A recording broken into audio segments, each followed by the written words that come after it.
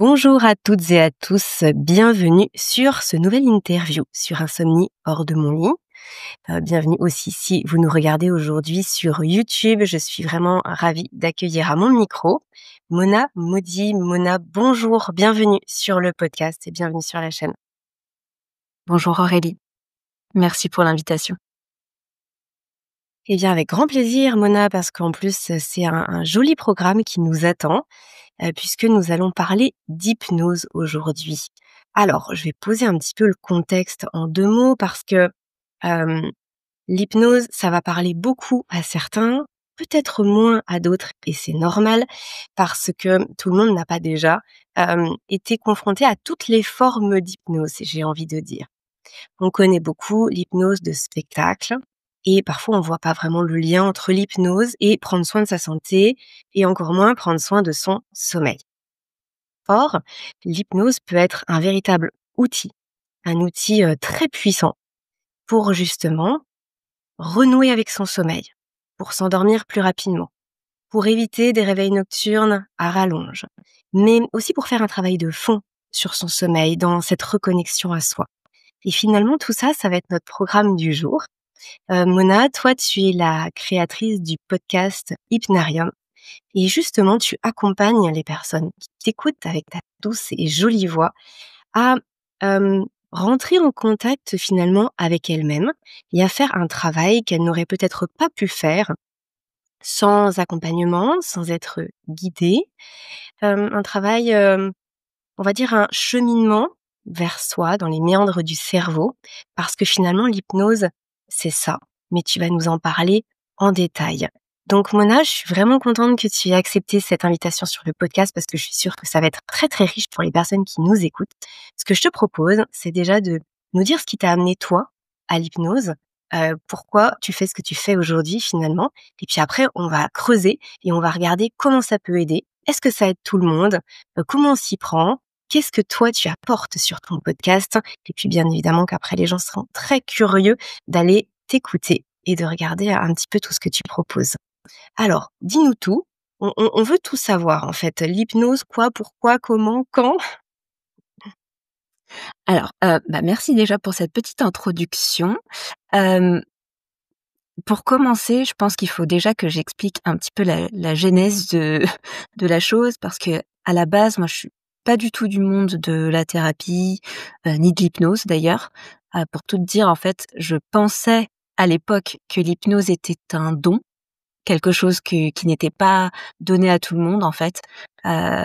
Donc c'est vrai que ça a été un grand changement de paradigme, parce que moi, à l'époque, j'étais développeuse web, donc rien à voir avec l'accompagnement. Je travaillais avec des machines, voilà, donc c'était vraiment pas le même domaine et bon, arrivé, la trentaine, questionnement existentiel, qu'est-ce que je fais de ma vie? Est-ce que je fais à distance? Heu, qu'est-ce que j'ai envie de faire de ma vie et où je me vois dans 5, 10 ans, 15 ans. Et c'est là où, vraiment j'ai ressenti ce besoin de me reconnecter avec l'humain. Hem, donc l'accompagnement, c'est pas venu tout de suite, mais disons qu'après réflexion, après, je crois même une année, je crois où j'ai vraiment, j'ai un peu divagué, j'ai un peu testé pas mal de choses, je me suis dit: «Je pense que j'ai vraiment besoin de ce contact humain et ça va passer par l'accompagnement». Et c'est vrai que l'hypnose, c'est vraiment quelque chose qui m'a toujours intriguée.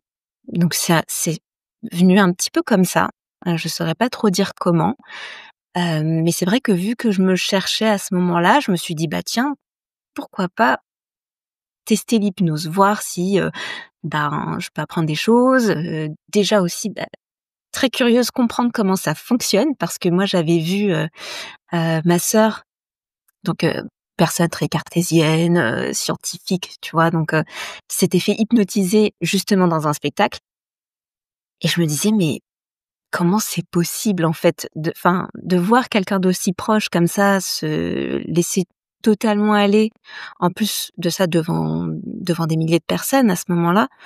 Je me dis: «Mais attends, il y a quand même un truc que je comprends pas, juste avec des mots, comment on peut être capable de faire ça?» Et donc c'est né un peu de cette chose-là.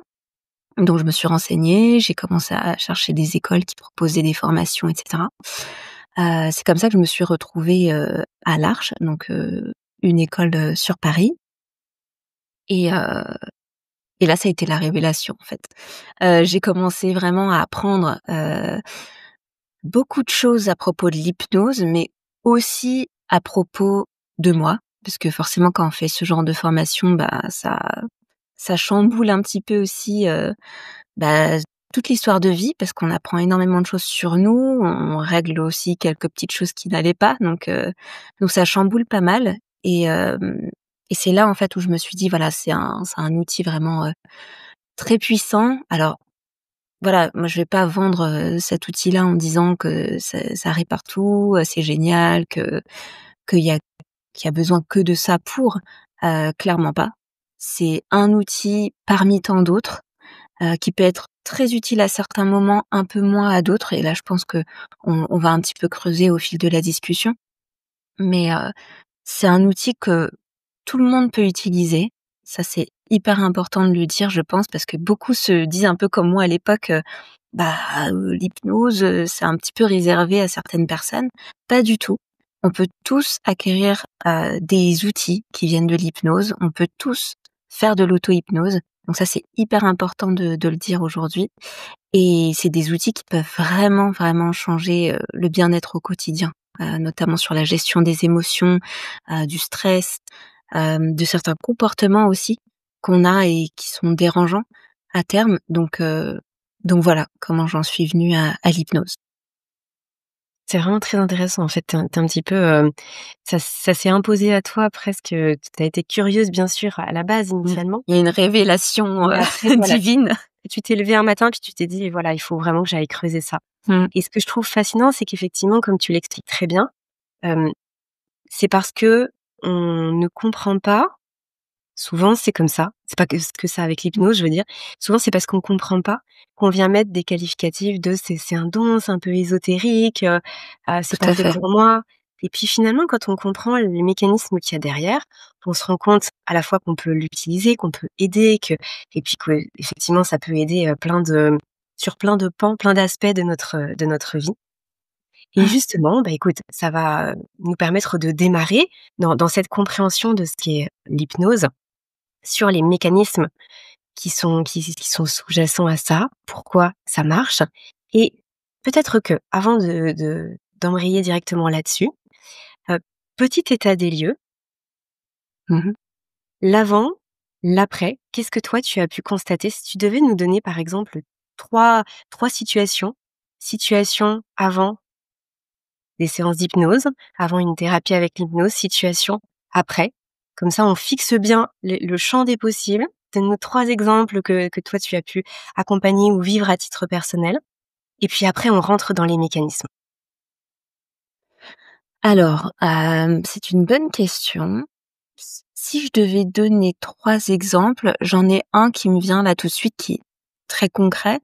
Hem, C'était, une personne que j'avais reçue parce que, alors ce monsieur-là avait peur de l'avion. Donc, il était incapable de monter dans un avion, heu, mais vraiment voilà, je me rappelle, il avait prévu un voyage avec toute sa famille, au Mexique et en fait, arrivé devant la porte de l'avion, impossible de monter dedans, quoi. Donc là, plusieurs années après cet événement, bah, qui a «renforcé» entre guillemets le traumatisme, hem, lui était venu me voir en amont, pour me demander, bah, voilà, est-ce qu'il y a quelque chose à faire, vis-à-vis de ça, de cette peur, un peu irraisonnée parce qu'en fait, lui sait très bien, comme dans toutes les phobies, on sait qu'on risque entre guillemets «rien», au niveau des chances de risque dans un avion. On sait que c'est beaucoup moins important que dans une voiture, par exemple. Voilà, il y a plein de choses qu'on sait et pour autant, bah, il y a quelque chose en nous qu'on n'arrive pas à contrôler et qui agit presque à notre insu, en fait, sans qu'on s'en rende compte et sans qu'on puisse y faire quoi que ce soit. C'est comme si notre corps réagissait, bah, plus vite que notre tête, finalement. Et donc, c'est dans ce cas typique où l'hypnose, elle peut être hyper intéressante parce que sur tous ces automatismes, heu, elle va être elle va être vraiment efficace. Donc c'est là qu'on a travaillé ensemble sur, cette phobie de l'avion finalement, qui venait en fait, en creusant un petit peu, qui venait de, une expérience qu'il avait eue dans son service militaire. Il avait été resté enfermé dans un tunnel en fait. Donc il devait, se hisser dans un tunnel pour sortir du tunnel et en fait cette expérience-là, d'être renfermé dans un espace clos, c'est ça qu'il avait vraiment traumatisé à cette période, mais il l'avait pas lui-même identifié, en fait. C'est vraiment en allant dans l'état d'hypnose qu'on a identifié ça ensemble et du coup, en travaillant là-dessus, bah, il m'a envoyé un message quelque temps après pour me dire, «Merci, j'ai pu monter dans l'avion, j'ai pu partir en vacances avec ma famille» et ça, j'ai trouvé ça vraiment exceptionnel. Donc ça, c'est vraiment, une expérience très, très concrète de ce que peut être l'hypnose, en tout cas de l'efficacité que ça peut avoir sur une situation comme ça. Si je dois, parler de mon expérience personnelle, ça a été intéressant aussi parce que là encore, c'est sur les phobies, mais moi j'ai été extrêmement phobique des araignées pendant toute mon enfance, même à l'âge adulte, hein, jusqu'à me mettre dans des situations vraiment de danger. Donc on l'imagine tous, hein, mais en train de conduire, l'araignée qui descend sur son fil devant devant le pare-brise et là on se dit: «Mais comment je vais faire? Il faut que je garde mon calme, il faut que je continue à conduire». Donc voilà, il y a eu vraiment des moments où moi-même j'ai failli me mettre en danger, à cause de cette phobie-là et c'est vrai qu'en travaillant sur cette phobie, aujourd'hui, vraiment, alors c'est toujours pas mes copines, ça je ne le cache pas, mais maintenant je peux vraiment gérer la situation par moi-même. Donc voilà, je panique plus. Quand j'en vois une, je suis pas très heureuse, mais en tout cas, ce qui se passe, c'est que je ne panique plus, en fait. Il y a plus cette espèce de montée en tension, qui était là, avant, qui se met en route automatiquement. C'est-à-dire que je reste calme et j'arrive à rester calme. J'arrive à me raisonner, j'arrive à agir, ce qui n'était pas du tout possible à l'époque. En fait, Donc si ça, je c'est comprends bien, finalement, c'est comme s'il y avait ouais, une inversion de, c'est-à-dire que dans la situation A, tu avais vraiment le côté émotionnel qui prend complètement le dessus, qui est tout à fait. beaucoup bouleversant et finalement qui peut te mettre en danger. Alors qu'après les séances d'hypnose et après avoir fait ce travail, il y a toujours le constat que OK, c'est là, j'aime pas cette situation. En revanche, le bouleversement et le tourbillon émotionnel est moins fort et du coup, le mental peut prendre la situation telle qu'elle est, en faire ce qu'il doit faire et puis avancer. Donc du coup, il y a plus, si je comprends bien, cette, perte de contrôle complet en se disant: «Là, je sens que c'est plus Complètement. du tout moi qui gère, en fait». C'est tout à fait ça. En fait, c'est vraiment comme si, à l'époque, il y avait cette espèce de signal d'alarme qui fait que tout de suite tout se met en tension, et que du coup on n'arrive pas à faire redescendre, mentalement et là, en fait, le signal est tellement moins fort, voire même dans certains cas, il est plus du tout existant, que du coup on peut réagir, on peut agir, on peut réfléchir. On peut utiliser vraiment, notre réflexion et ne pas agir dans la panique ou dans la précipitation. Donc Ouais. ça, c'est vraiment, quelque chose de d'hyper puissant avec l'hypnose, de faire baisser, en fait, cette alarme, automatique qui se mettait en route naturellement, et faire, justement baisser ce signal. Donc ça, c'était une deuxième expérience et puis, 3e expérience, alors moi qui m'avait, il faut que j'en parle parce que c'est la première fois que je suis rentrée en contact vraiment avec l'hypnose. Et ça, je pense que c'est quelque chose que beaucoup de gens ont ressenti la première fois ou vont ressentir s'ils ont jamais encore testé. Mais donc moi, j'étais partie voir, une hypnothérapeute justement par rapport à cette phobie-là et c'était vraiment avant ma formation, avant quoi que ce soit et pendant qu'elle me faisait de l'hypnose, elle me disait des choses et donc très consciemment, moi, je l'entendais, je l'écoutais parler. Bon, très bien, elle me racontait des histoires, elle me disait des choses et à un moment donné, elle m'a dit quelque chose qui moi m'a un peu perturbée. Elle m'a dit: «Et là, tout doucement, bah, le corps va basculer d'un côté» et là, je dans ma tête, je me dis: mais pas du tout. Enfin, à quel moment mon corps va basculer d'un côté? Et en fait, c'était très, très étrange à ce moment-là, parce que j'ai senti mon corps partir. C'est-à-dire que dans ma tête, je me disais: «Mais pas du tout, mon corps, il va pas bouger puisque je ne le décide pas, donc il ne va pas bouger», et en même temps, je sentais mon corps comme ça partir, partir, partir sans que j'ai initié quoi que ce soit. Et enfin, je pense que c'est ça qui a vraiment changé, à un moment donné, ma vision de ce qui était possible et ce qui ne l'était pas. Enfin, en fait, j'avais avant ça une vision assez fermée, de me dire: «Bon, on décide de ce qu'on fait dans la vie, on décide, de nos actions, de nos comportements. C'est vraiment dû à la volonté qu'on va mettre dans certaines choses, mais il y a rien d'autre qui agit, en fait». Et à ce moment-là, je me suis rendu compte que, OK, il y a quelque chose d'autre à l'intérieur de moi qui réagit à ça. C'est que, à un moment donné, il y a pas que la volonté qui fait tout. Et ça, je pense que ça a été un changement de paradigme énorme pour moi à terme, parce que le fait de me rendre compte de ça, ça m'a fait me rendre compte aussi qu'il y avait énormément de domaines de vie où je mettais énormément de volonté pour faire des choses, pour changer, et en fait, ça m'a un peu recadrée à ce moment-là, en me disant: «OK, il y a peut-être une autre voie, justement». Donc ça a été vraiment un changement énorme que moi j'ai vécu, et je pense que c'est ça aussi, cette expérience-là, qui m'a donné envie derrière de comprendre qu'est-ce que c'est l'hypnose et comment ça fonctionne. Ça m'évoque plusieurs choses que tu viens de dire, notamment, cette notion, donc là, si je prends par exemple les personnes qui nous écoutent, qui peut-être vont ressentir beaucoup d'angoisse à l'idée d'aller, se coucher.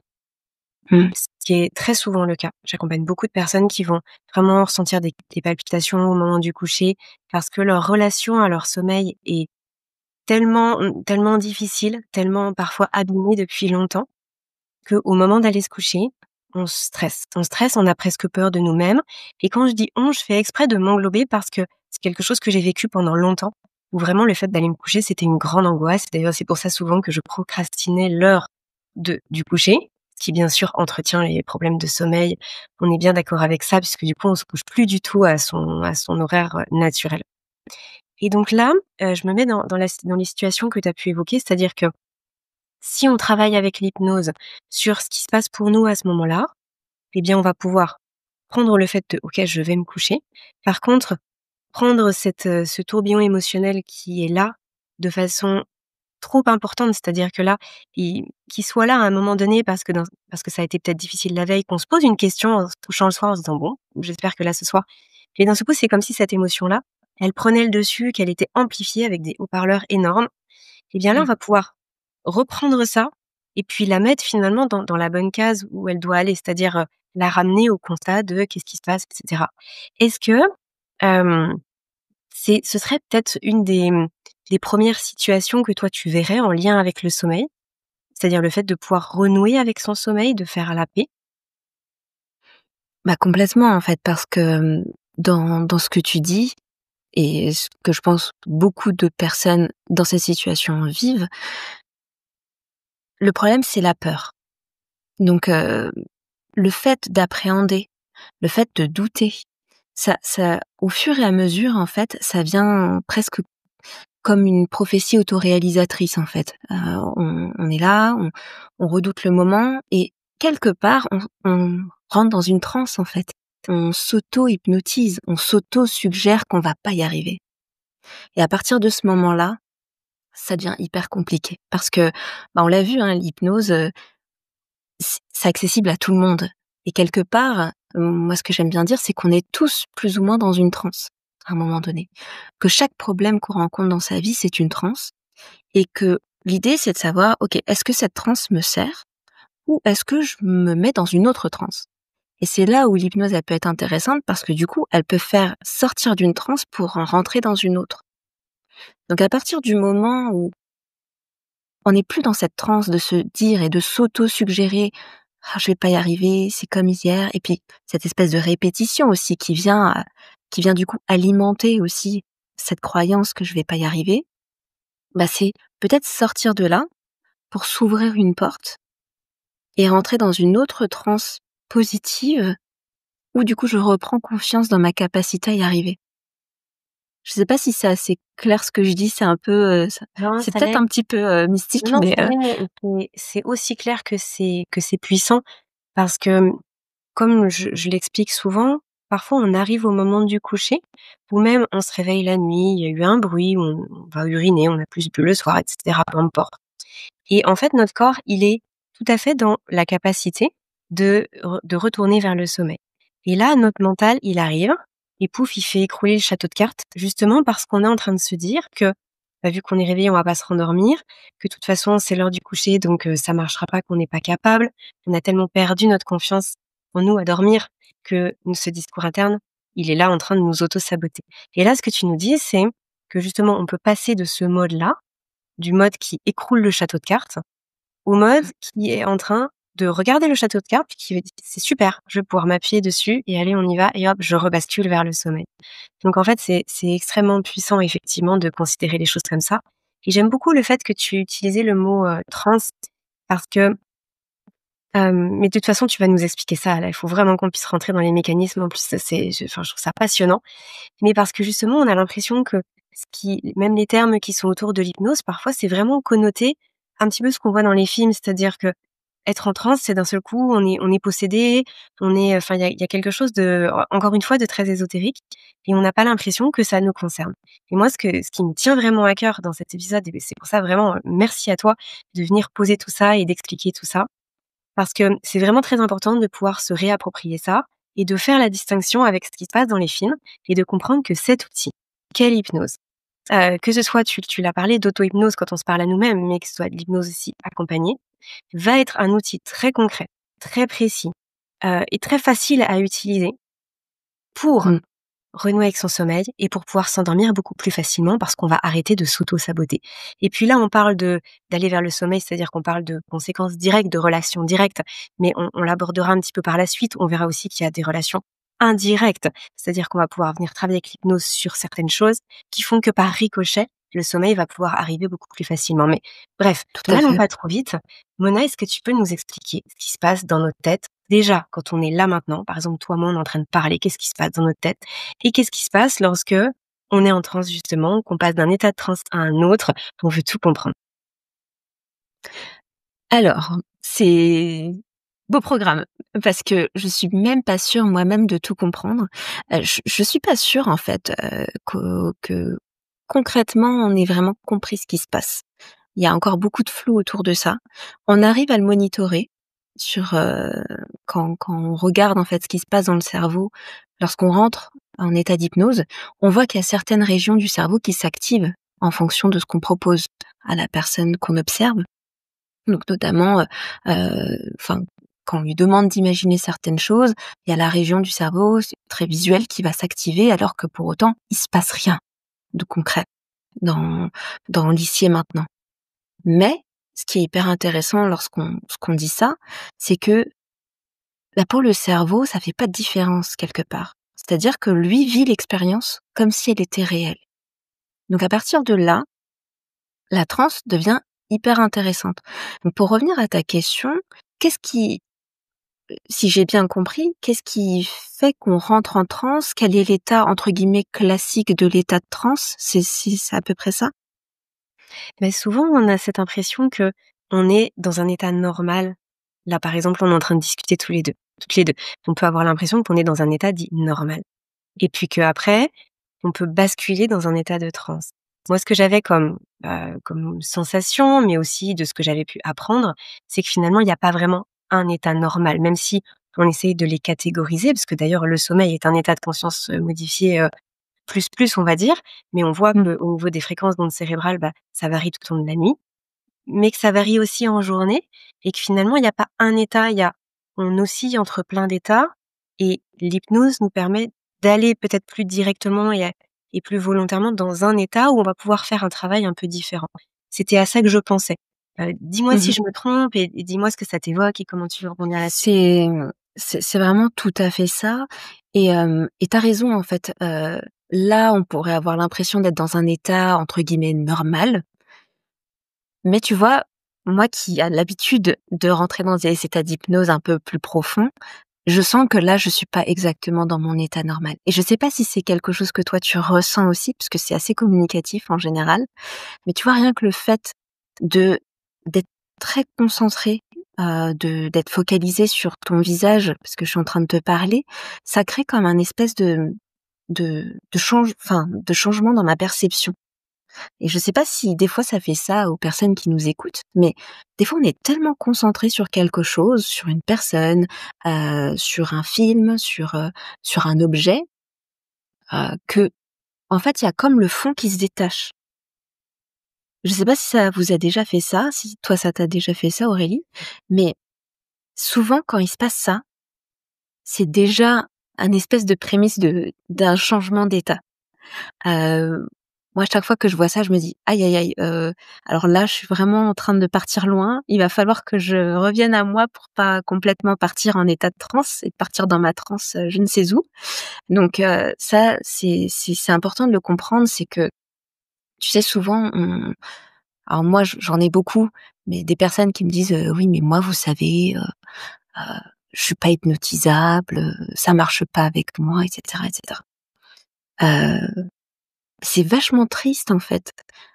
C'est vachement triste parce que, quand on regarde les choses d'une autre perspective et comme là, on est en train de l'amener, ce qu'on est en train de dire, c'est que finalement tout le monde est capable d'y rentrer puisque c'est quelque chose qu'on fait tous les jours.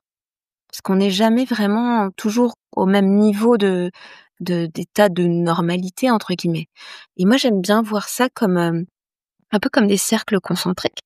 Donc on est au milieu et ça, c'est notre état, on va dire, basique, classique, celui qu'on connaît, qu'on a l'habitude d'utiliser.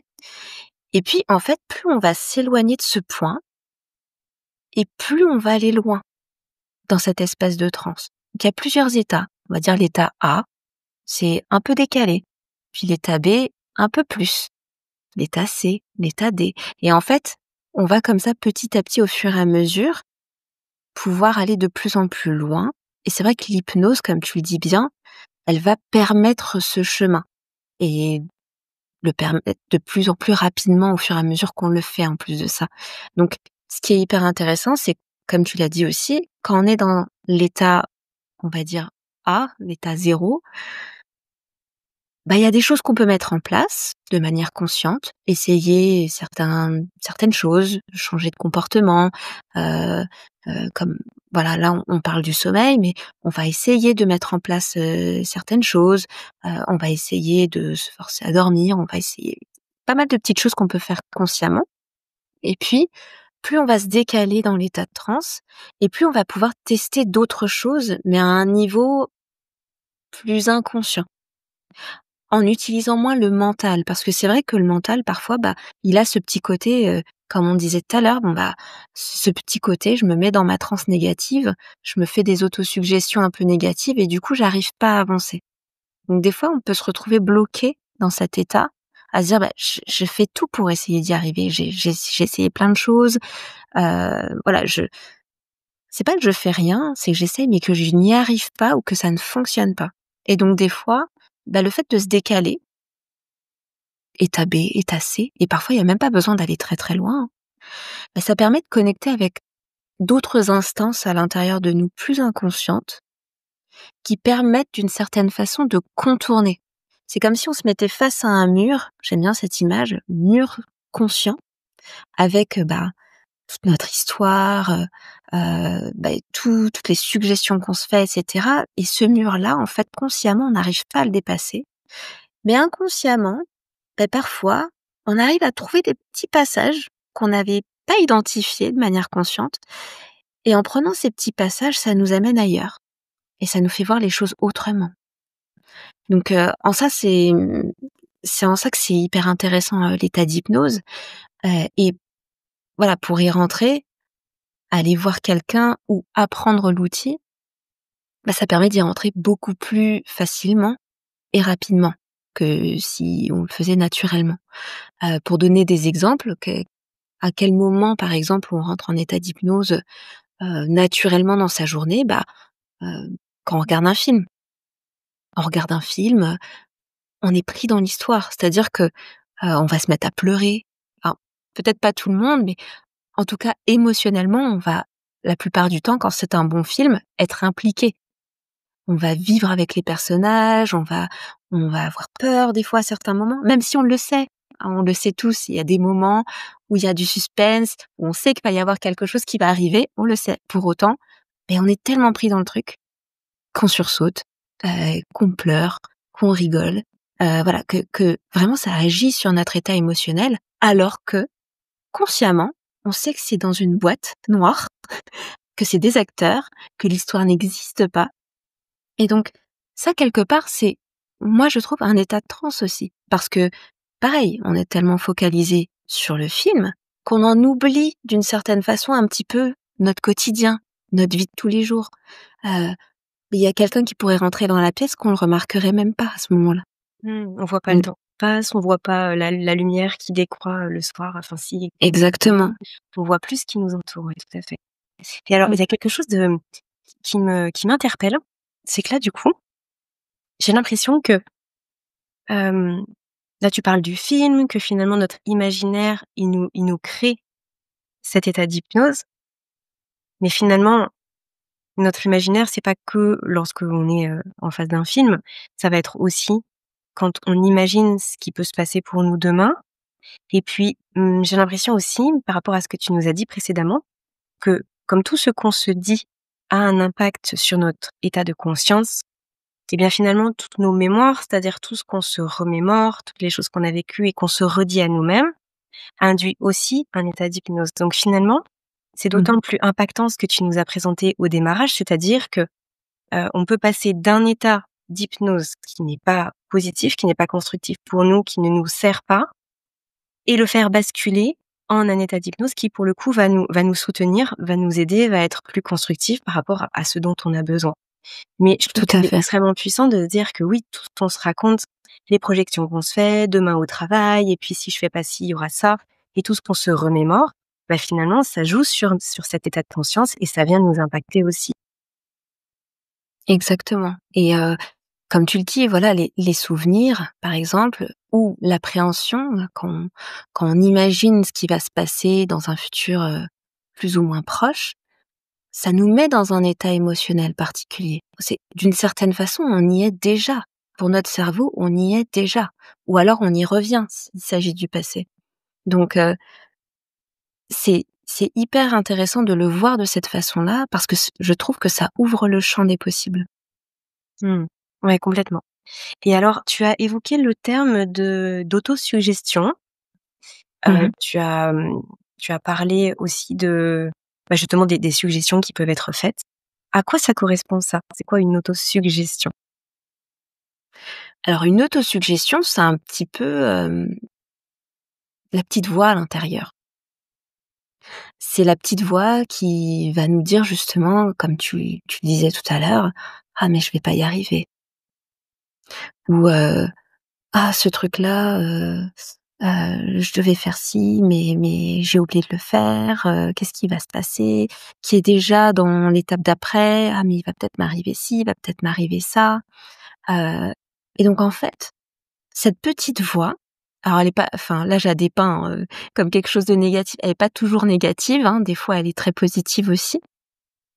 Mais, c'est un petit peu, enfin voilà, dans l'imaginaire collectif, on a un petit peu ce petit ange et ce petit démon, tu sais, qui nous parle à l'intérieur de la tête. Mais quelque part, en faisant ces petits discours intérieurs, on s'auto-suggère des choses. Dans l'hypnose, lorsqu'on va faire de l'hypnose, on va utiliser la suggestion. C'est-à-dire que on va dire des phrases. Donc, quand il s'agit d'hypnose de spectacle, par exemple, on est dans de l'hypnose directe. Donc, c'est de l'utilisation de l'impératif. On va donner quelque part un peu des ordres à la personne qu'on hypnotise. Donc, c'est pour ça que des fois, on a dors ou tu fais ceci ou tu fais cela. Donc, là, ça va vraiment être très direct. Mais dans l'hypnose qu'on pratique plus en thérapie et que moi je pratique aussi, c'est l'hypnose ericksonienne, on va être dans la suggestion indirecte. Donc, on va faire passer des messages de manière indirecte. soit en utilisant des métaphores, en utilisant des tournures de phrases particulières, en évoquant des choses, on va réussir à faire passer des messages à l'autre qui vont comme ça, comme je disais tout à l'heure, contourner le mur conscient pour essayer de trouver des petites routes. Mmh. Et est-ce que ça fonctionne dès la 1re séance? Il faut une seule séance? C'est-à-dire que tout de suite, on ouvre la porte, on trouve la petite route et puis ça va mieux? Ou est-ce que ça nécessite parfois, parce que comme tu l'expliques très bien, du coup, là, c'est de façon indirecte, donc on y va doucement. Peut-être que tu pourras nous expliquer aussi pourquoi c'est plus intéressant quand on parle d'hypnose thérapeutique d'y aller de façon indirecte et pas comme l'hypnose de spectacle avec des ordres. Mais du coup, est-ce que cette façon indirecte fait que, ça nécessite, plusieurs séances et qu'à chaque fois finalement on pousse un peu plus loin la porte? Ou alors qu'on va pouvoir en ouvrir plusieurs et puis après voir par où c'est le mieux? Comment ça fonctionne? Alors, les 2 sont pas incompatibles. On peut des fois utiliser de l'hypnose directe aussi en cabinet. Hem, Tout va dépendre de la personne qu'on a en face de nous, en fait. Hem, c'est c'est toujours pareil. Moi, j'aime pas trop dire que voilà, hem, tu certains hypnothérapeutes qui font ça en une séance, arrêter de fumer ou en une séance, voilà, des promesses un petit peu, très, très générales qui, en soi conviendraient à tout le monde, un peu comme si on achetait un produit et tu vois, pour une certaine utilité et que voilà, j'achète un détergent, bon bah ça va me servir à nettoyer tel truc. C'est pas aussi simple que ça en fait, c'est pas des mathématiques et dès qu'on touche à de l'humain, il y a vraiment cette notion de, c'est une personne en face de moi avec son histoire, avec ses spécificités, sa personnalité, sa manière de voir le monde, sa carte du monde. Donc en fait, on peut pas trop dire, il y a besoin d'une séance, 2 séances, 3 séances. Ça dépend vraiment de l'autre, de la connexion aussi qu'on établit avec la personne qu'on rencontre. Parce que, je sais pas si certaines personnes qui nous écoutent ont déjà vu un thérapeute, mais, parfois on en voit plusieurs avant de trouver la personne qui nous correspond. Donc c'est tout à fait normal, en fait, parce qu'il y a certaines personnes avec qui on va se sentir plus à l'aise, accrocher plus facilement. Donc voilà, il y a énormément de paramètres qui vont jouer, qui font que on peut pas dire s'il faut, 1 séance, 2 séances, 3 séances. Après sur le rapport entre est-ce que le côté indirect fait que ça met plus de temps? En fait, pas forcément. Ça va vraiment dépendre aussi de la problématique en question, de l'état d'esprit dans lequel la personne est, du chemin à parcourir. Parfois, la personne qui vient nous voir, ça fait 10 ans qu'elle est en thérapie, en fait, et que peut-être que pour elle, elle a pas eu l'impression d'avancer, mais pourtant il s'est passé plein, plein de choses et que du coup, ce moment précis, c'est le moment où il y a tout qui change d'un coup. Sauf qu'en fait, il y a eu tout le reste avant qui a fait que cette personne avait déjà vraiment abouti son truc. Et puis des fois, il y a des personnes qui viennent avec quelque chose d'assez gros et qui ont jamais travaillé dessus avant et du coup, là, ouais, il y a besoin aussi de prendre le temps, heu, parce que ces personnes-là, parfois, elles ont aussi besoin de déposer des choses. Donc ça peut pas se faire en un claquement de doigts, en fait, c'est pas possible. Donc ça, c'est important de le dire et de le prendre en compte, c'est que chaque personne est différente et que moi, enfin, en tout cas, c'est mon avis personnel, mais à partir du moment où il y a une promesse forte de dire: «Bah, voilà, en tant de temps, votre problème sera réglé», pour moi, c'est un peu mentir. C'est un peu parler sans prendre en considération qu'en face de nous, on a un humain et que c'est pas aussi simple que ça. Alors là, vraiment, je ne peux que te rejoindre. Merci beaucoup d'avoir posé ces mots. C'est exactement ce que je pense, ce que je ressens, ce que j'ai pu vivre à titre personnel et aussi ce que je partage par rapport au sommeil, bien sûr, parce que, ce serait vraiment mensonger de dire: «Bah, vous inquiétez pas, suivez tel truc et puis dans 2 nuits vous dormez», enfin voilà. Donc non, cette approche du vivant, je pense que c'est aussi, Mona, qui nous réunit dans notre façon d'aborder les choses, dans notre approche, même si on travaille Mmh. sur 2 choses, 2 portes d'entrée différentes pour les gens. Mais effectivement, c'est cette vision, globale qu'un être humain, c'est un être humain avec toute sa complexité.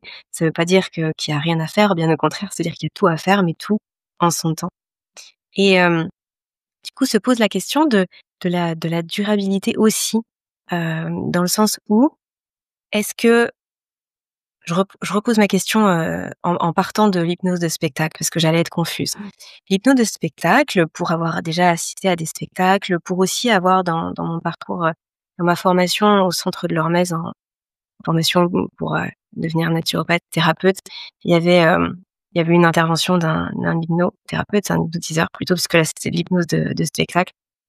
Et Mmh. effectivement, bah, du coup, les personnes qui étaient hypnotisées, c'était uniquement sur le moment et puis, après ça ne durait pas dans le temps. Or, quand on vient faire un travail thérapeutique, ce qu'on veut, c'est que ça dure dans le temps. Donc, bon, se lever ou s'asseoir d'une chaise ou être capable de faire 12 pompes alors qu'on en faisait 0 le jour J, OK, c'est c'est très agréable, mais ce qu'on veut, c'est que là, le pourquoi on a besoin de l'hypnose, c'est pas juste, un truc ponctuel, une journée. On veut que ça puisse durer dans le temps. Et du coup, est-ce qu'il y a Mmh. pas aussi cette notion-là de se dire: «Bah, voilà, l'idée c'est pas juste d'ouvrir la porte, de regarder de l'autre côté puis de la refermer». C'est vraiment de se dire: «Je peux emprunter ce chemin-là et réellement, je pourrais à la fois le refaire et ça va porter ses fruits sur le long terme». Est-ce qu'il y a cet enjeu-là? Enfin, comment du coup, toi qui as l'habitude, comment les hypnothérapeutes, comment toi tu fais pour amener la personne à ce que le changement, il soit durable? Bah, en fait, c'est là où on en vient à toute la complexité qu'il peut y avoir dans le travail sur le changement en particulier, là, pour le coup. Hem, dans l'hypnose de spectacle, comme tu le dis, voilà, il va y avoir des phénomènes, qui vont créer un effet waouh, tu vois? Comme tu me dis, voilà, faire 12 pompes et cetera. Donc ça c'est dans un but de créer un effet waouh. En thérapie, ce qui va se passer, c'est que la personne, on va la guider pour qu'elle-même, elle puisse ouvrir ses portes. Et tu sais, des fois, bah, cette personne-là, elle avait même pas conscience que la porte, elle existait. Donc déjà, c'est faire juste prendre conscience à cette personne-là que la porte existe, ça recadre énormément de choses. Et comme je le disais tout à l'heure sur mon expérience à moi, heu, et la porte, moi, je la voyais pas. Et à ce moment-là, je l'ai vue et je me suis rendu compte, au fur et à mesure de mes expériences, que il y a plein de domaines dans ma vie où j'avais pas vu cette porte, tu vois? Et en fait, c'est j'ai envie de dire que c'est comme par petits paliers, petit à petit, en fait, plus on va quelque part s'auto-recadrer en se disant: «Mais cette porte, elle existe et puis là aussi et puis là aussi», plus on va avoir envie de la prendre cette porte-là. Donc en fait, c'est un chemin, c'est un parcours, heu, c'est des changements de perception. Heu, moi, j'aime pas trop voir l'hypnose comme on la dépeint, c'est-à-dire, voilà, tu vas faire, 1 heure d'hypnose et puis tu vas sortir de là, tu vas être différent ou, tu vas avoir complètement arrêté, certains types de comportements. Hem, c'est pas la manière dont moi j'aime accompagner les gens. Heu, moi, la manière qui me parle, c'est vraiment cette notion de: je change de perspective. Je m'ouvre une porte et en changeant de perspective et je vois les choses différemment. Et du coup, voir les choses différemment, ça me permet d'avancer différemment, de me créer de nouvelles opportunités, de me créer de nouvelles ouvertures. Hem, c'est un travail de fond, en fait, plus qu'un travail de forme, vraiment, sur, un comportement particulier. Donc moi, j'en veux un petit peu à tous ces hypnos, d'une certaine façon, qui vendent un petit peu ces changements magiques qui souvent, en plus de ça, je trouve, ne durent pas dans le temps. Parce que, par exemple, sur des arrêts du tabac, on va avoir, des hypnos qui nous disent, voilà, heu, 90 de réussite. Alors, sortie du cabinet, c'est très bien. Comme tu le dis, bon, bah, sur le moment, ça marche bien. OK. Mais moi, j'aimerais bien savoir ce qui s'est passé pour ces personnes, 6 mois, 1 an, 2 ans après. Parce que, bah, souvent, il y a quelque chose qui sous-tend, que c'est plus profond que juste le geste, que juste le comportement. Que parfois, bah, il y a toute une histoire derrière qui explique ce comportement-là et qui a pas été explorée. Donc ouais, c'est plus de travail, certes, ça demande d'aller chercher un peu plus loin que juste le comportement ou le phénomène, qu'on aimerait changer, mais en même temps, ça agit à plein d'endroits différents et ça change des perceptions qui ils sont vraiment utiles au quotidien dans plein de domaines différents, quoi. Mmh. Oui, et puis du coup, ça dessert complètement ça dessert justement le travail de fond parce qu'on se dit, bah, pour certaines personnes, ça fonctionne en une fois donc moi, en fait, il me faut peut-être plusieurs séances et du coup, on se culpabilise en disant que, bah, encore une fois, on n'y arrive pas. Complètement. Finalement, ça peut même desservir un petit peu la pratique en elle-même et je le comprends tout à fait. Il y a vraiment beaucoup de similarités entre ce que tu peux faire et ce que je fais aussi dans le quotidien. Et en tout cas, je voulais aussi, parler de l'hypnose dans le monde médical parce que là, si je reprends l'exemple de ce que j'avais pu voir dans mon parcours de formation, où l'hypnose avait été introduite justement pour expliquer, donc c'était pas pour le spectacle en lui-même qu'on avait vu, juste en soirée, mais c'était pour, mettre en avant le fait que, dans la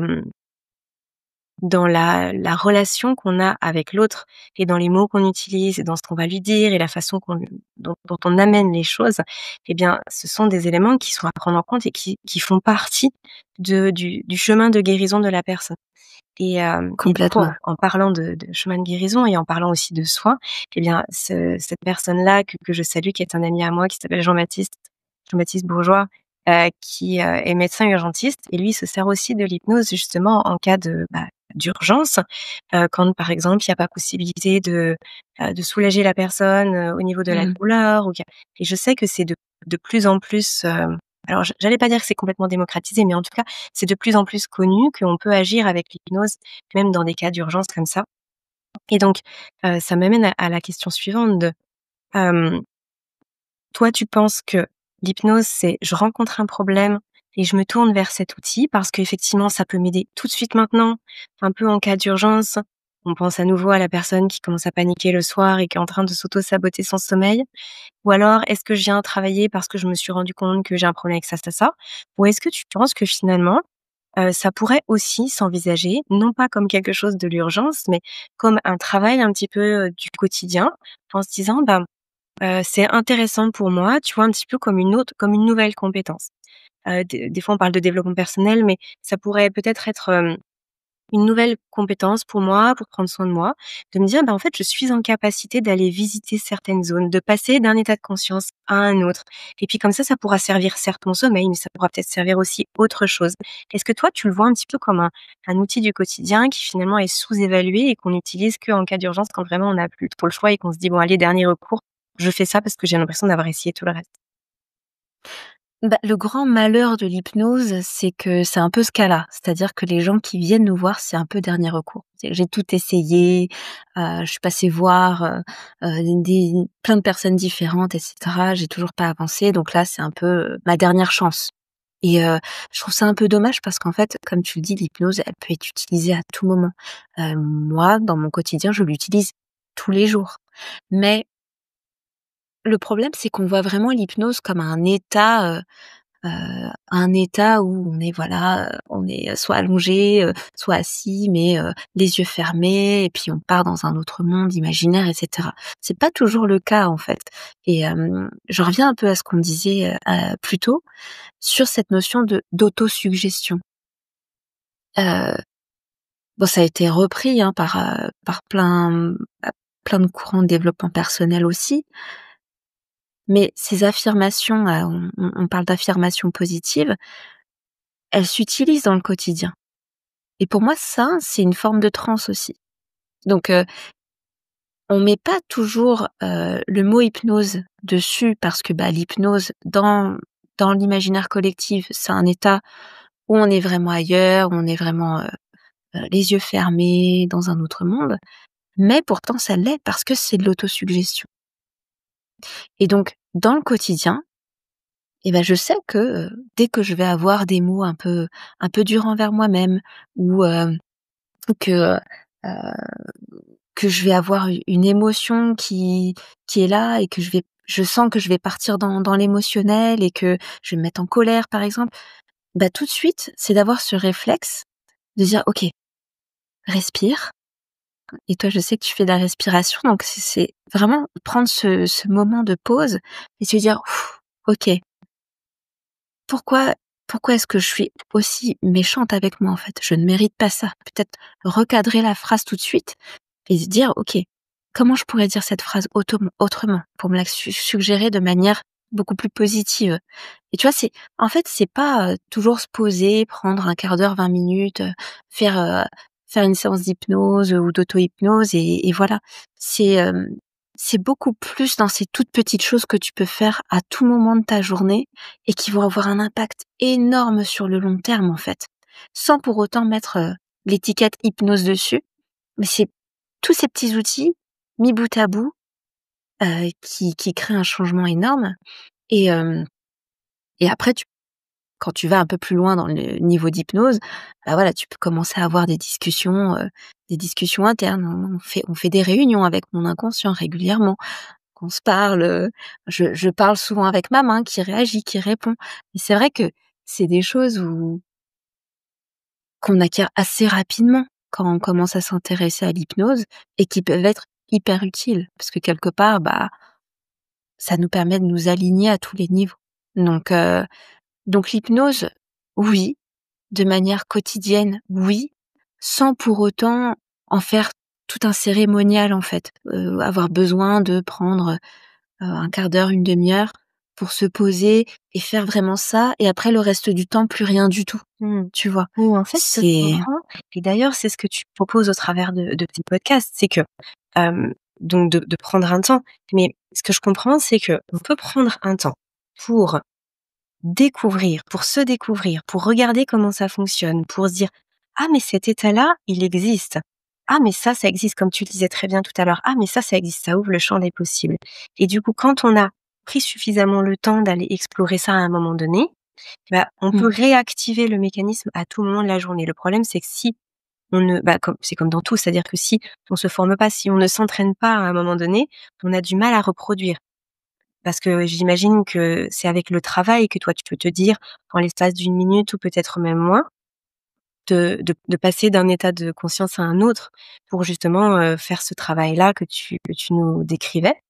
Et puis plus tu t'entraînes et plus tu peux le faire facilement et j'imagine plus tu peux le faire dans plein de situations différentes et par rapport à plein de choses différentes. Donc si je comprends bien, si je résume mais tu me dis si je me trompe, l'idée c'est de pour pouvoir impulser ça, c'est, bah, de prendre cet outil-là, d'aller l'explorer, de se poser, de regarder comment on réagit, mais par contre de pas l'oublier dans le quotidien et puis après, bah, de pouvoir se distancer de ça en se disant: «Mais je sais que dans mon quotidien, je travaille ça». Et par contre, si un jour j'en ai vraiment besoin, parce que je rencontre une difficulté, parce qu'il s'est passé ça dans ma vie ou ça, et ben là, je vais prendre un petit peu plus de temps. On adapte en fait, on ajuste, c'est ça? tout à fait, tout à fait et là, ça devient plus spécifique du coup, mais oui, c'est tout à fait ça, hem et j'aime bien comment tu l'expliques parce qu'il y a cette notion en fait, juste de prise de recul. Hem, L'hypnose, elle va permettre ça, en fait, de prendre ce recul. Donc, à partir du moment où, en fait, je parlais de colère tout à l'heure, mais à partir du moment où je suis en capacité de m'observer, me dire: «OK, là, tu es en train de te mettre en colère parce qu'il s'est passé X ou Y». Heu, Avant, j'étais pas capable de m'en rendre compte, tout simplement, en fait. J'en étais au stade où je me mettais en colère, je n'identifiais pas que j'étais en train de me mettre en colère et du coup, j'étais complètement dans mon émotionnel. Donc s'entraîner à faire de l'hypnose, s'entraîner à en faire régulièrement, ça va permettre d'activer ce mécanisme-là plus facilement, d'être en meilleure capacité de pouvoir s'observer avec un peu de recul pour se dire: «OK, là, j'identifie qu'il se passe ça. Est-ce que je suis OK avec? Comment je réagis par rapport à ça?» Parce que sinon, en fait, on est pris dans le court. On est complètement submergé par l'émotion et en fait, on la laisse nous traverser.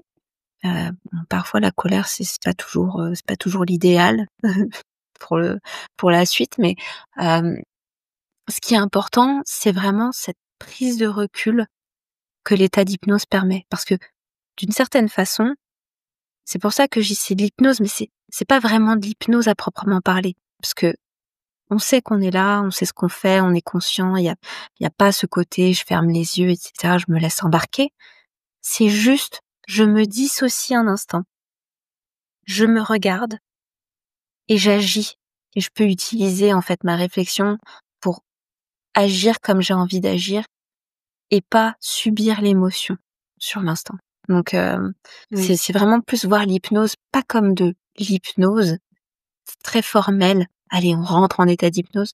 C'est vraiment plus ce côté de je m'observe, avoir acquérir cette capacité de prendre de la distance en fait à tout moment.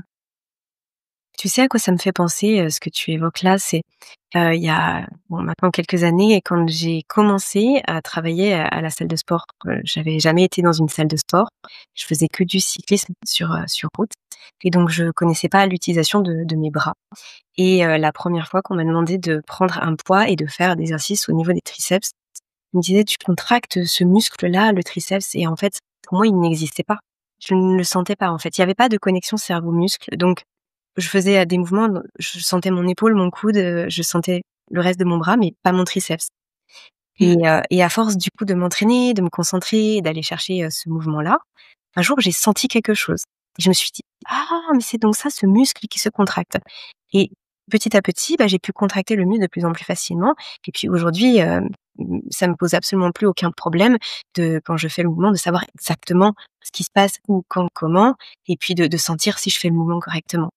Et donc j'ai l'impression qu'avec notre cerveau, parce que c'est pas visible à l'œil nu, et puis bah parce qu'on a tendance voilà, on voit notre corps. Donc oui, c'est visible à l'œil nu, donc on voit notre corps. Du coup, on a tendance à se dire bon bah voilà, je comprends le muscle. Là, ce que je suis en train de dire, tout le monde a pu le comprendre. En revanche, comme on voit pas ce qui se passe à l'intérieur de notre cerveau, on a du mal à voir le potentiel qui existe, le potentiel dans Mmh. l'entraînement, le potentiel dans la recherche de connexion à soi. Et donc vraiment ce que tu décris, c'est ultra intéressant et j'espère vraiment que chacun va repartir avec toute cette richesse-là, avec, des mots, des phrases clés que tu auras dites et que ça va pouvoir nourrir leur quotidien. Parce que c'est vraiment ça, c'est le fait de faire ce chemin une fois, 2 fois, 3 fois, 5 fois et de pouvoir à chaque fois réutiliser la route qui nous a fait du bien, au profit des routes justement qui étaient plutôt, délétères.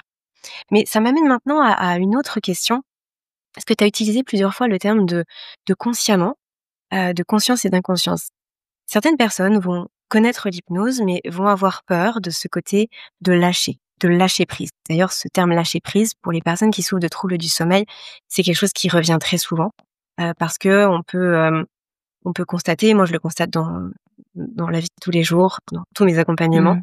que finalement, on veut essayer de contrôler son sommeil. On n'arrive pas à lâcher prise sur ce moment de la nuit, en fait.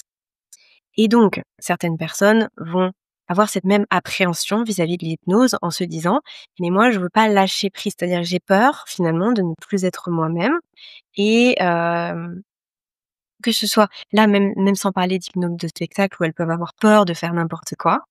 Là, c'est l'idée de se dire: «Mais en fait, on pourrait me dire n'importe quoi et finalement, je suis vulnérable». Et moi, ce que j'aimerais bien que tu nous expliques, c'est que on n'est pas vulnérable puisque finalement on a une forme de conscience, on est conscient. C'est juste qu'on est dans un état de conscience, c'est pour ça que ça s'appelle modifié, dans un état de conscience différent. Et tu l'as très bien dit d'ailleurs au tout début de notre échange, quand tu as parlé de ton expérience à toi où tu disais: «Bah, en fait, j'étais là consciente, j'écoutais ce qu'elle me disait», quand tu parlais du fait que ton corps allait basculer. Et sauf que mon corps a basculé. Mais de ce que j'en sais, c'est que c'est parce que toi, tu as bien voulu, en fait, tu te sentais pas en danger. On n'aurait pas pu te faire faire quelque chose que tu ne souhaitais pas faire. Et donc là, finalement, c'est ça qui est intéressant, mais j'aimerais vraiment que tu puisses développer là-dessus, c'est que c'est notre conscience, elle est toujours là, mais c'est juste qu'elle va autoriser des trucs où elle serait pas allée en temps normal. Mais si on se sent qu'on veut nous faire faire n'importe quoi, vis-à-vis de nous, vis-à-vis d'autrui, bah là, pour le coup, on est dans cette sécurité de pouvoir dire non. Je pense que c'est très important pour les personnes qui nous écoutent de savoir que dans tous les cas, elles sont en sécurité et qu'elles sont pas en train de mettre leur corps, leur esprit, leur mental complètement entre les mains de quelqu'un d'autre. C'est une question qui revient hyper régulièrement, et c'est une peur en fait qui est tout à fait légitime en fait, hein. Le truc avec l'hypnose, comme on le dit un peu depuis le début là qu'on discute toi et moi, c'est déjà, faire redescendre un peu le soufflet. Parce que l'hypnose, on voit un peu ça comme, je te disais, comme un truc, voilà, très puissant, très impressionnant, et cetera. Parce qu'on a cette image de l'hypnose de spectacle. Comme je l'expliquais juste avant, l'hypnose, ça peut être très, très simple. On est d'ailleurs tous déjà dans des transes différentes, chacun. Donc, c'est déjà comprendre ça. On est tous en état d'hypnose presque de manière permanente. Ensuite, quand on va voir un hypnotiseur ou un hypnothérapeute pour travailler sur telle ou telle problématique, on peut avoir cette peur-là parce qu'il y a une autre personne en face de nous qui, voilà, dans l'inconscient collectif, peut prendre le contrôle sur ma psyché, sur mes comportements, voilà, par rapport à toute l'image qu'on en a. Et comme tu le dis très bien, à ce moment-là, quand elle m'a dit: «Le corps va basculer», alors certes, moi dans ma tête, je ne contrôlais pas le mouvement. Par contre, si à un moment donné, elle m'avait demandé de faire quelque chose qui était en désaccord profond avec mes valeurs, ou avec ce que j'étais OK de faire, à tout moment j'aurais pu, heu, arrêter le mouvement en fait, d'accord? Hem, En fait, c'est ça qui est intéressant avec l'hypnose et je pense que les personnes qui ont peur, c'est des personnes qui ont jamais vraiment vécu l'état. Et quand on n'a pas vécu la chose, c'est difficile de s'imaginer parce que on s'imagine quelque chose qu'on ne connaît pas. Donc, vu qu'on voit des gens, faire des chasses au trésor, faire la poule, sur des scènes de spectacle, on se dit: voilà, la personne en fait, elle peut me voler mon portefeuille, elle peut, m'agresser, elle peut alors qu'en fait, pas du tout. Même les personnes qui montent sur scène dans les spectacles, elles sont OK pour faire ça. Alors, il y a un côté où on est un peu désinhibé parce que, on est en état d'hypnose, on est un petit peu dans un état second, un petit peu comme si on avait pris un ou 2 verres, quoi, pour la faire comme ça. Donc il y a un côté un petit peu où on est désinhibé, on a moins peur du regard des autres et cetera. Donc peut-être qu'on va plus s'autoriser certaines choses, sans pour autant que ça rentre dans quelque chose, qui est complètement en désaccord avec ce qu'on veut faire. D'accord? Donc ça, c'est hyper important de le dire et pendant l'hypnose, on reste conscient, on est là. C'est juste qu'en fait, on se met un peu en retrait et on laisse les choses se faire. Alors parfois ça se fait, parfois ça se fait pas aussi, hein. Mais le conscient, il est toujours là et en fait, lui, il observe. Donc si à un moment donné ça va pas, on reprend le contrôle, on reprend le lead et on dit non. Et moi je dis toujours, en début de séance, aux personnes que je vois, je leur dis: «Écoutez, si à un moment donné, il y a une phrase, il y a un truc que je vous demande de faire, et que c'est pas OK, vous me le dites tout de suite en fait, il y a aucun problème, d'accord? On n'est pas là, pour se faire du mal, pour se mettre dans un inconfort ou quoi que ce soit. On est vraiment là pour aider l'autre à aller vers lui-même en fait, à se retrouver, à aller chercher des clés pour résoudre certaines problématiques. On n'est pas là pour faire des trucs qu'on n'a pas envie de faire. Donc c'est pour ça aussi que la notion de confiance et de sécurité, elles vont être vraiment importantes dans l'accompagnement en hypnose.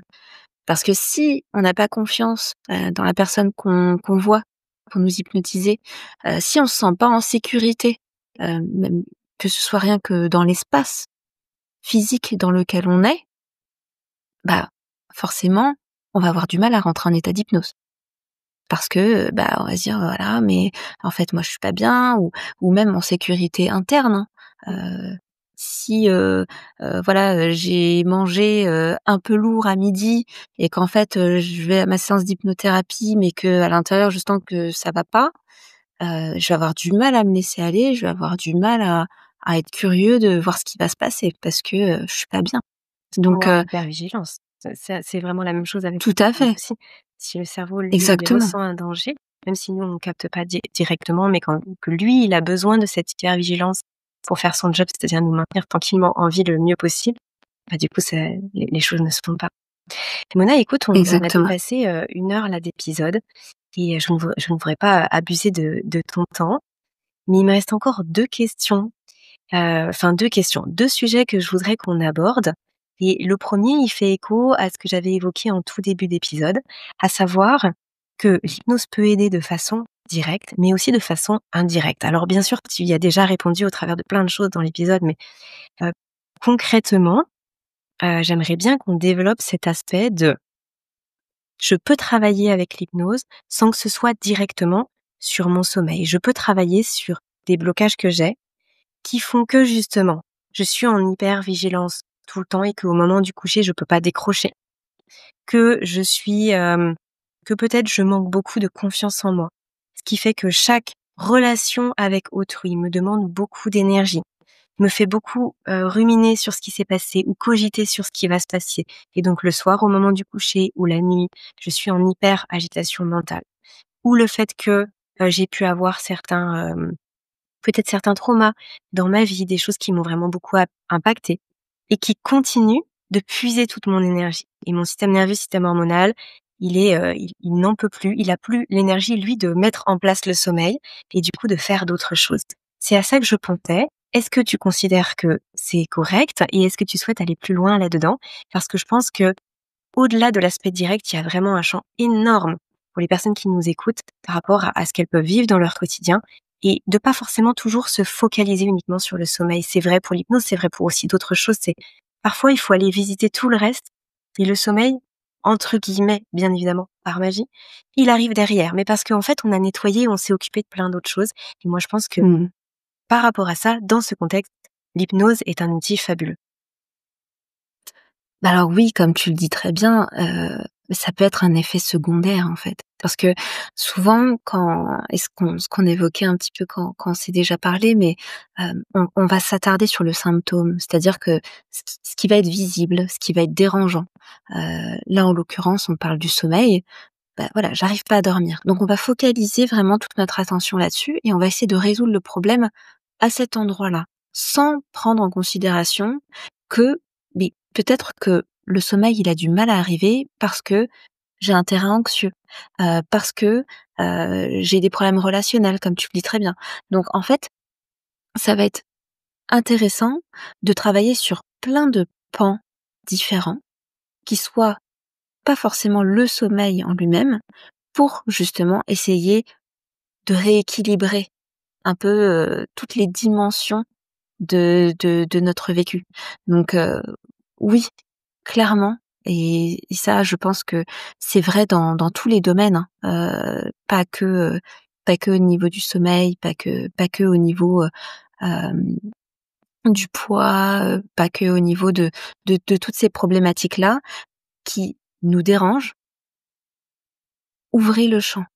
Et je pense aussi que du coup, les contenus que je produis, ils sont assez, en raccord avec cette idée-là, que parfois, on est trop focalisé sur un problème, alors que des fois, il suffit d'élargir le champ pour que le problème se résolve de lui-même.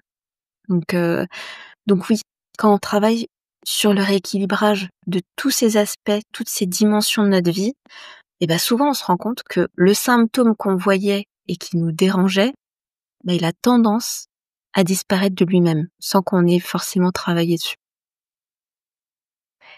Ma dernière question. Qu'est-ce que tu penses de la Dream Machine? Est-ce que ça vient soutenir tout ça? Est-ce que, c'est quelque chose que toi tu utilises?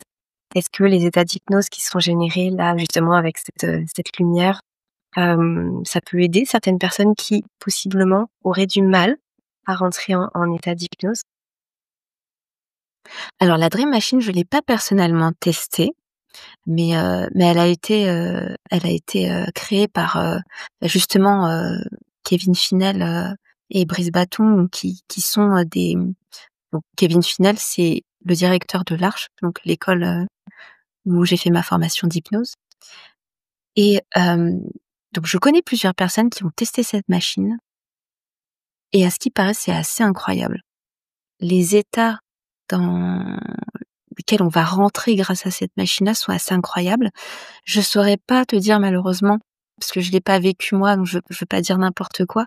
Mais je pense que ça peut être hyper complémentaires, et que ça peut être un outil vraiment intéressant pour toutes les personnes qui cherchent du mieux-être, qui cherchent, des outils pour, vraiment pouvoir travailler sur leur mieux-être, d'elles-mêmes.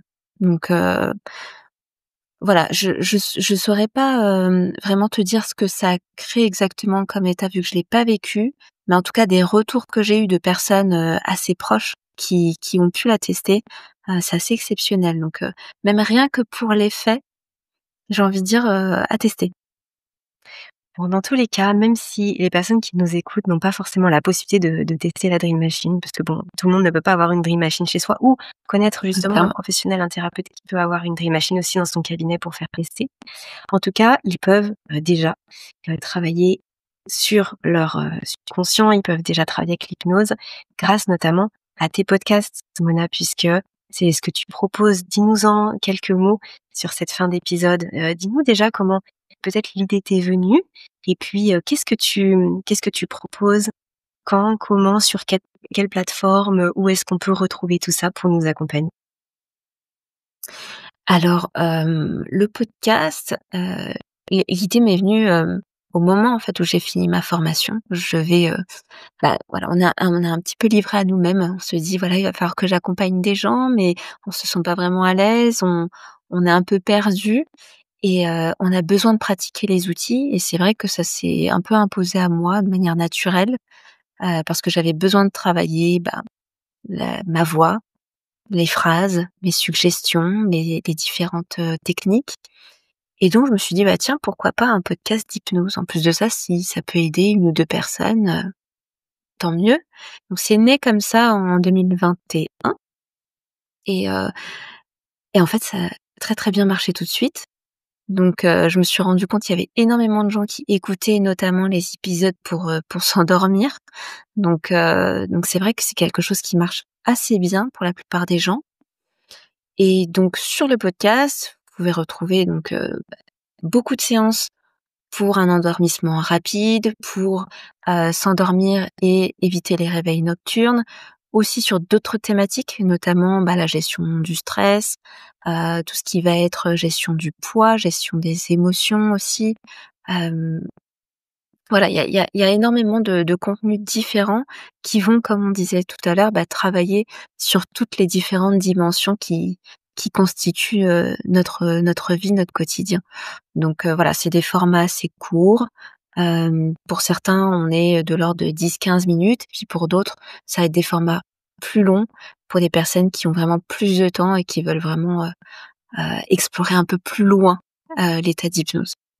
J'en profite pour dire que bien sûr, je mettrai toutes les informations qui renvoient vers ton travail dans le descriptif à la fois de l'épisode sur les podcasts et puis à la fois de la description sous la vidéo de YouTube. Comme ça, chacun pourra juste en un clic te retrouver très très facilement. Écoute, Mona, on arrive vraiment à la Super. fin là de notre épisode. Pour conclure, je te propose de nous partager 3 conseils que tu aurais pour les personnes qui nous écoutent, qui souhaiteraient démarrer, qui peut-être, se disent: «Bon, je vais peut-être aller écouter un épisode» ou peut-être mais en même temps lequel je choisis. Enfin, finalement, 3 conseils pour démarrer l'hypnose et pour l'utiliser correctement en juste quelques minutes, peut-être en reprenant les choses les plus importantes que tu souhaites partager aujourd'hui, aux personnes qui nous écoutent.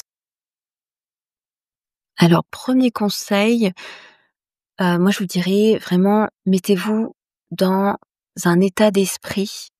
Alors c'est pas juste se mettre dans une pièce, voilà, seul avec des écouteurs vraiment pour se mettre en immersion totale. Ça, c'est vraiment le conseil de base. Éviter de se faire déranger, d'avoir les enfants dans la pièce d'à côté, et cetera. Faut vraiment se sentir, à l'aise pour se laisser porter. Mais c'est aussi partir et ça, c'est hyper important avec une intention. Pas juste se poser, mettre les écouteurs et puis se laisser guider. C'est vraiment partir avec une intention. OK, aujourd'hui, quelle intention je mets dans ma séance? Comment je veux ressortir de là? Et poser cette intention, en fait, ça va teinter la séance de de quelque chose, vraiment, c'est comme la cerise sur le gâteau, en fait, mais ça fait toute la différence. Donc moi, le premier conseil que je donnerais, aux personnes qui souhaitent tester, C'est vraiment ça, de se mettre dans un endroit où elles peuvent se laisser aller, où elles seront pas dérangées et de poser une intention en début pour vraiment teinter toute la séance de quelque chose qui leur ressemble en fait, ouais, Et de ce qu'elles vont tu aller aurais un chercher. exemple, de quand on dit poser une intention, ça veut dire quoi? Ça veut dire on se dit, bon bah je vais quoi? Je vais faire le meilleur, je vais donner le meilleur de moi-même, je vais, juste essayer de me détendre, je vais essayer de penser à Alors ci, à ça. ouais, c'est vrai que c'est un peu flou. Une intention. Hem, Bah, par exemple, voilà, je rentre, de ma journée de travail. J'ai été stressée un peu toute la journée, j'ai été, on m'a un peu tiré la corde, donc je sens que je suis un peu sous tension, je suis pas forcément de super humeur. Voilà, je peut-être qu'à ce moment-là, je vais prendre ce temps pour me dire: «OK, mon intention là, pour moi, le cadeau que j'ai envie de me faire», c'est un peu plus ça, plus un cadeau que j'ai envie de me faire, c'est de prendre ce temps pour relâcher toutes les tensions et pour qu'à la fin de ma séance, bah, voilà, je reparte vraiment sur une base, sur une base saine où du coup, bah, voilà, j'ai évacué les tensions, je me sens reposée et je me sens, vraiment comme, repartie, d'une page blanche. Ça peut être une intention, par exemple. OK. Donc voilà, c'est plus ce genre-là que que que j'évoquais. Donc ça, c'est un premier conseil. Deuxième conseil, heu, ça sert à rien, je pense d'écouter, heu, plein de séances, de faire du binge watching, comme on dit avec, Netflix par exemple. Hem, je pense que Tu veux dire et là ça d'affilée? revient un peu au D'écouter plein de séances d'affilée, de d'affilée. se dire: «Allez, toute la Ouais, semaine là», puis la personne elle écouterait du matin bah, au soir et ouais. être complètement, voilà, être complètement submergé par tout ça parce que l'hypnose, elle a besoin d'un temps aussi. D'intégration. Exactement. Donc on va écouter l'audio et puis c'est pas juste sur le moment qu'il se passe des choses, c'est aussi après. Parce que, beh, il y a peut-être une suggestion dans l'audio qui va résonner 3 jours plus tard parce qu'il y aura une situation où on se dira: «Tiens, en fait, ouais, là, cette phrase, en fait, elle fait du sens» et peut-être qu'on se le dira même pas consciemment parce que inconsciemment, ça fera du sens, mais du coup, ça va agir à retard. Donc en mettre trop, bah, parfois, ça peut noyer le message. Donc se laisser du temps, pas en faire, 10 d'affilée, et sur 10 sujets différents à la fois parce que pareil, c'est difficile de poser une intention à chaque fois. Donc vraiment, laisser du temps, faire une séance par-ci, une séance par-là. Dans les moments d'urgence aussi, quand on peut en avoir besoin, voilà, je me sens hyper anxieuse, je sens que ça va pas, bah, parfois ça peut aider de faire une séance à ce moment-là aussi. Donc se laisser le temps, ça c'est le deuxième conseil, hyper important. Et troisième conseil que je pourrais donner, hem, c'est pas parce que ça a pas marché une fois que ça marchera jamais. Heu, j'ai parfois des personnes qui me disent, voilà, j'ai testé telle séance, ça a pas marché, ça marche pas sur moi, l'hypnose ne marche pas, je suis pas réceptif et cetera. Laissez-vous la porte ouverte. C'est pas parce que, sur le podcast, peut-être que vous allez en tester plusieurs, peut-être que ça va pas marcher pour vous. Ça veut pas dire que l'hypnose marche pas avec vous. Ça veut peut-être juste dire que ma voix vous convient pas, que ma manière d'amener l'hypnose ne vous convient pas, que l'état d'esprit dans lequel vous étiez à ce moment-là était pas optimal, que vous étiez pas dans les meilleures conditions. Il peut y avoir plein de paramètres comme ça qui peuvent influer, heu, l'écoute et l'état d'hypnose.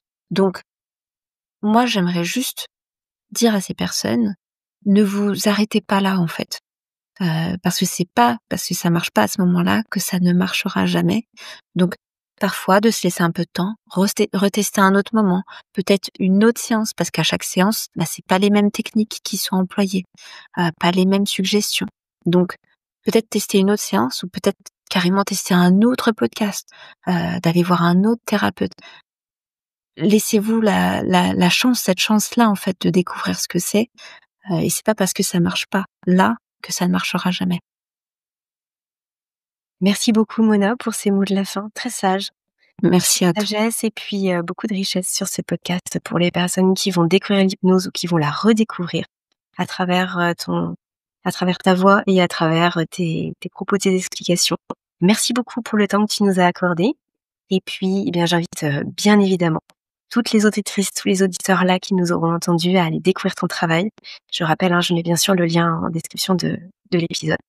Et justement, si cet épisode vous a plu, si cette vidéo vous a plu, n'oubliez pas que vous pouvez soutenir mon travail sur la chaîne, sur le podcast et que vous pouvez nous montrer justement que ça vous a plu en likant la vidéo ou en allant mettre 5 petites étoiles sur iTunes et en partageant aux personnes qui pourraient être tout aussi intéressées que vous de découvrir l'hypnose et de tester par la suite. Donc merci d'avance, ça vous prend juste 1 seconde, mais c'est très, très, très important. Et comme ça, vous pouvez participer à la visibilité de la chaîne et du podcast. Merci beaucoup et je vous souhaite à toutes et à tous une belle suite de journée. Mona, bonne journée à toi aussi, bonne continuation et puis peut-être à une prochaine fois. Merci Aurélie, bonne journée à toi. Bonne journée à tous.